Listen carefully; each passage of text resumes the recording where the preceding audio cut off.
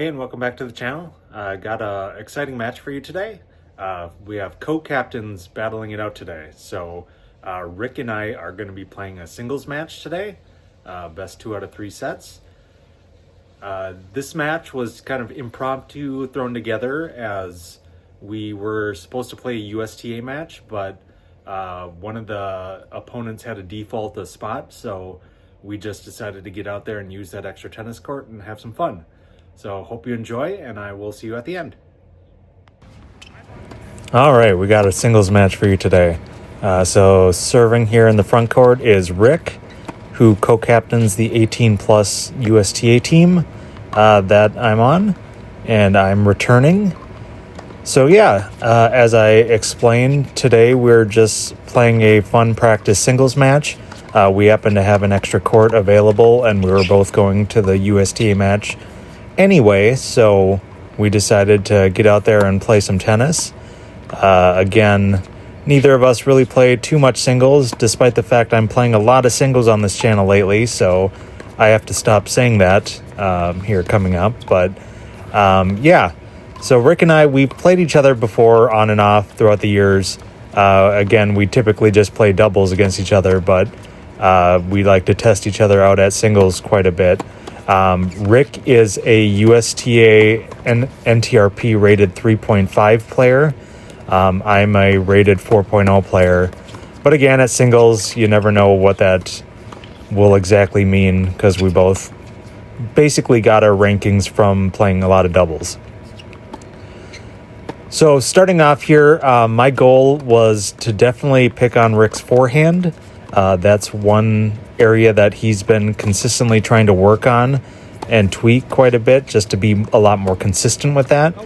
He's developed a very consistent two-handed backhand, so I knew primarily picking on the forehand would be the way to go. That and also moving him around. So try to move him from side to side, but definitely try to have the finishing shot to his forehand.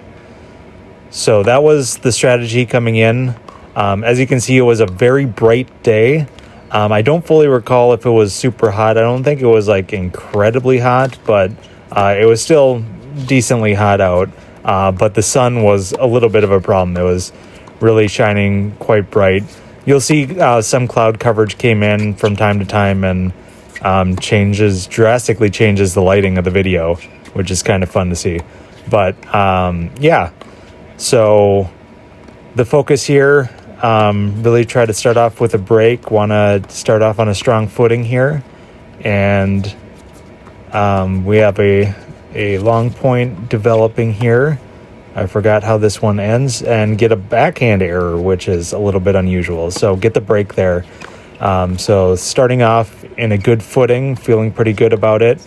Again, this is part of my journey also to really start focusing on my forehand and my serve mechanics and try to improve those. So we'll see how that progresses through this match. But yeah, so hope you enjoy here. As usual, I will chime in from here and there to give my 2 cents, and hope you enjoy.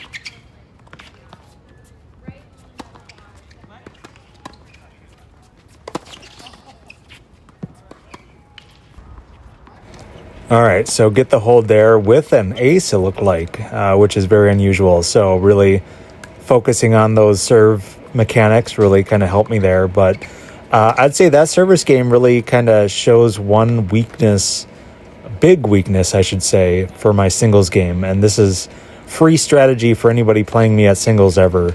The two keys is to run me around and then attack the net. Try to force me to come up with a passing shot or a lob, because I will give you a ton of short balls. So really attack those short balls, give a deep approach shot, and then attack the net. I think Rick won a few points kind of doing that off the service game, but I would say that's probably the best strategy to play against me, because I've been calling myself a counter puncher, especially at singles in this, but I actually just recently watched an Essential Tennis video that kind of gave a description between a counter puncher and a pusher. And I would say I kind of straddle the lines, especially at singles, for both of them. The only thing that kind of puts me in the counter puncher range of definitions is that my backhand can be a weapon, and I can apply some pressure with my backhand side. But on the forehand side, it's 100% pusher at this point. Trying to, again, really develop it to make it a little bit more of a weapon. But that being said, I will give away a lot of short balls. So again, approach shot, attack, make me come up with the goods, until, much like my double strategy about really pinching middle and being aggressive, until I can consistently come up with the goods in regards to lobs or approach shots, like 3-4 shots in a row or in a short period of time, I would say that's the way to go.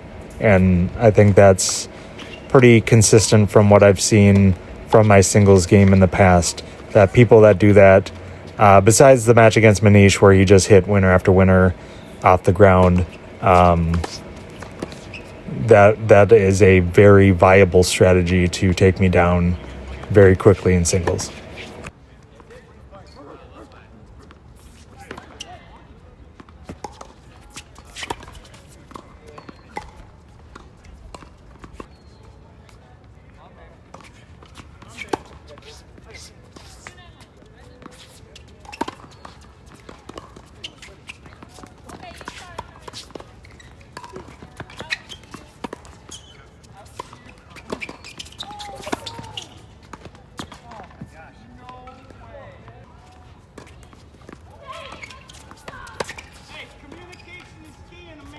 All right, going up 4-0 there.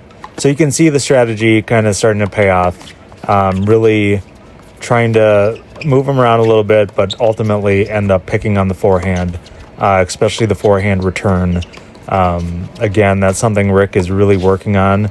I know he recently, after this match, took a weekend retreat lesson and really got some strong tips on his forehand. So would be excited to kind of do a rematch on the channel and kind of see how that progresses and changes. But as I talked about on the channel, and he brought it up to me in a conversation, it's, to improve, you're likely going to have a dip in productivity until you get the reps in and really work it out. So it's possible that he'll actually take a dip in productivity in regards to his forehand and results in his matches, but ultimately in the vein of improving.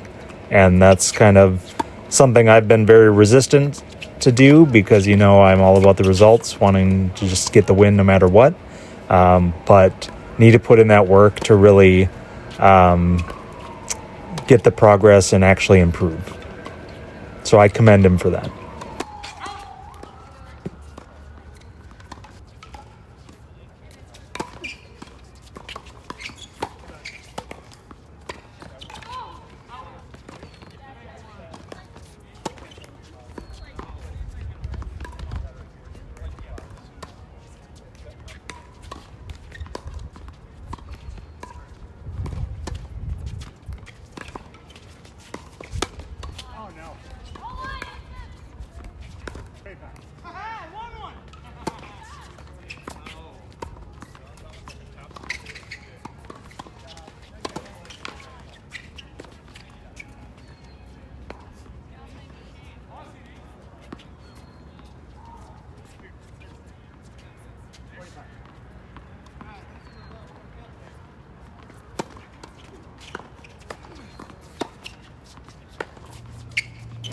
All right, so got the set 6-0, so nice to get the goose egg there.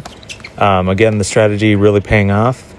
And yeah, just hoping to replicate the same success of the first set here in the second set. So again, looking to attack the serves and, pick on that forehand even more. Again, just keep on going to that same well until he's able to consistently show that that's no longer a viable strategy. Typically, in the past, again, it's been focusing on the forehand and then moving him around a lot. But on this day, I tried to move him around a little bit, but really that forehand was giving me enough free points to where I figured I might as well just go for that.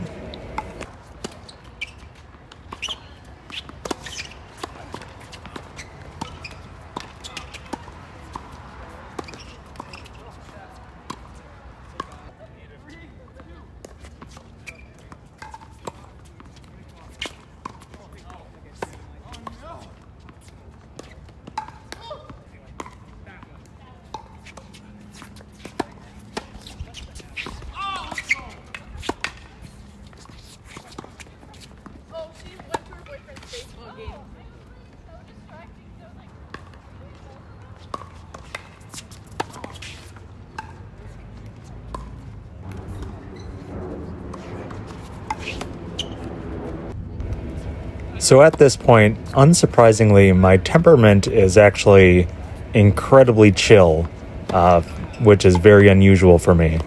Obviously, the scoreline is definitely helping with that, but yeah, it's just really focused on what my strategy is and kind of what I need to be doing to execute on my shots in regards to the things I want to improve on with my serve and forehand and all that jazz.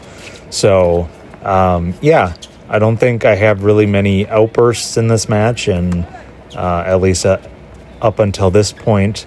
But yeah, so pretty boring in regards to that, unfortunately. The head case moniker really isn't coming out right now in the match, and I apologize for that.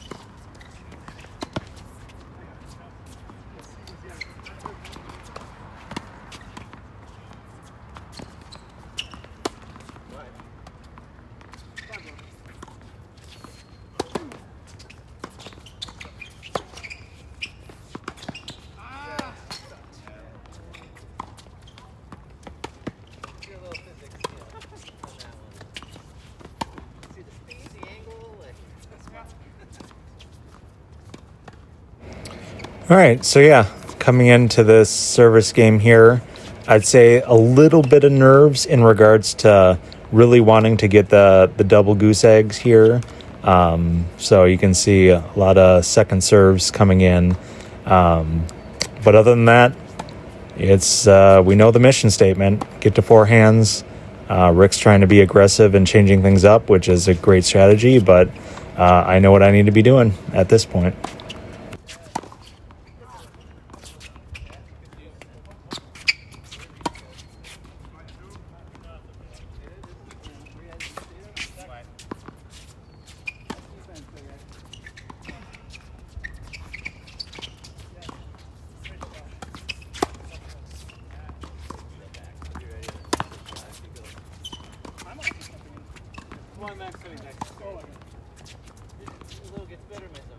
Oh, and sweet victory. Yeah, I really enjoyed that one. I know Rick's a 3-5 player. I'm a 4-0 player. That doesn't mean much for singles. He's doing a lot of work to work on his forehand and his game overall, but I was just able to exploit inconsistencies on his forehand.